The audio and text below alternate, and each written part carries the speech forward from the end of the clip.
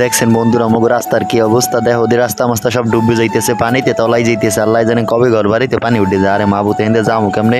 এনে Titanic movie নিয়ে এনে হাতুড়ি মাতুরে যাওয়া লাগবে। এই জায়গায় দিয়ে দেখো দিতাম সেটা এনে যাইতে কিন্তু জম্মের রিক্স হবে, কিন্তু সমস্যা নেই। এনে হাতুড়ি মাতুরে যাইতে পারবো কোনো আমি দেখো পানি ঠেলে কি ঠেলা।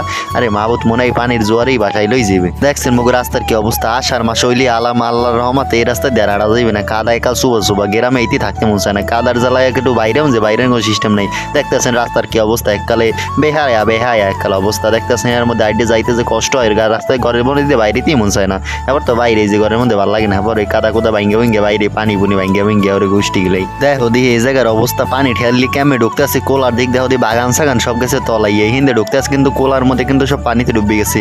যারা চাষবাস করছে এগো কপালে বাড়ি মনে হয়, আমার যা মনে হয়। দেখো দিয়ে এই জায়গার অবস্থা কাল প্রচুর খারাপ, পানি ঢুকতে আছে কিন্তু মোরা কিন্তু ডুবে মুবে যাইতে পারি। বড় বন্য মন্য হলে আল্লাহর রহমতে ডুবে যা মনে হয়, যা কইতে পারি না।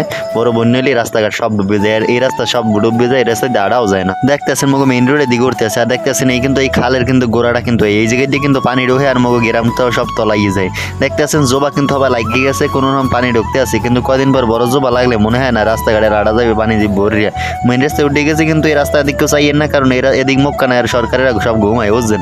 এই রাস্তা দিয়ে আড়াই সবার মুশকিল, গাড়ি তো চলে দূরের কথা। দেখো দিতাম সেটা এই রাস্তার কাম শুরু হয়েছে মনে হয় 6 মাস আগে, কিন্তু রাস্তার কাম আর ধরে না। আল্লাহ জানে টাকা পয়সা খাই সব বলাইস নি, আল্লাহর রহমতে মনে হয় বলাইস সব ঠিক। গাইস এইটা হলো মগো সুইচ গেট বুঝছেন। আর দেখতেছেন সুইচ গেটের ওই মাথায় একটা কিন্তু রড ছুটি গেছে। ওটা কিন্তু 12 বছর আগে একটা ঠাডা পড়ছিল, ঠাডার কারণে উপরে একটা ছুটি গেছে।